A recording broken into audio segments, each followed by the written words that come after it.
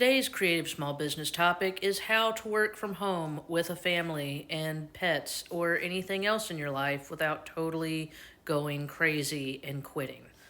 So, just being totally honest, I have had a lot of distractions going on here lately. It can definitely sometimes feel like all of your loved ones are working against you systematically to keep you from being able to focus and accomplish things. And it's not so much that, or at all, that they don't love me and don't value me or any of that stuff. It's mainly just that my husband's been working extra hours and my kids are at that age where they think they know how to do everything, but they actually can't keep up with anything for longer than 2 seconds that's not attached to them. So that's my long story short on explaining that I spent roughly 3 hours this morning that I did not plan on spending tearing the upstairs part of my house apart looking for something that my daughter had lost and we really needed to locate. And I don't know, just being totally honest, I'm recognizing in my youngest daughter that she is starting to struggle with some of the same ADD, ADHD sort of tendencies that I have.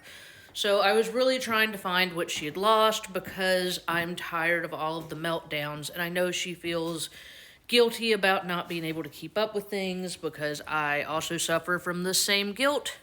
So I was trying to be a good mom and locate her Apple Watch that she'd lost somewhere in the house after a football game that she cheered at last night. So this is my roundabout way of saying that sometimes in our imagination, when you work from home, even when you have two kids that are school age, and so you're like, okay, perfect, I'm going to have the entire time they're at school to, sit down at my beautifully organized desk and like girl boss, whatever it is I'm supposed to be doing. And I'm going to have all these great ideas because, I already wrote them down and I put them in the list just like Erin said. And I'm using a Trello board and, you got all the best intentions, yet you still end up spending 3 hours tearing your house apart. And I don't know. It wasn't a total waste. I found the Lovebirds toys, her toy balls she had lost also, and I did finally find my daughter's Apple Watch, and I found lots of other things that she'd lost, and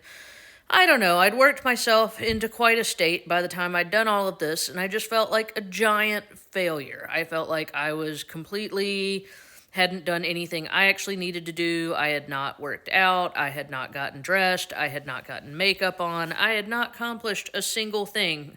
Actually, I had accomplished one thing. I'd only accomplished one thing that I needed to accomplish for work, and I was just feeling like a giant loser. So even though it may have made more sense for me to, sit down and knock out some social media scheduling or copywriting or idea having or more logical things, instead of doing that, I opted to go to the gym. And I went to the gym and I was like, I'm going to do something that makes me feel productive and happy. And then I'm going to come home and I'm going to let the puppy out because she's been locked up the whole time that you can see all the nonsense that's in my house. So yeah, I was like, I'm going to let the puppy out and I'm going to eat some lunch and I'm going to get back in a good state of mind and then I'm going to go at it again.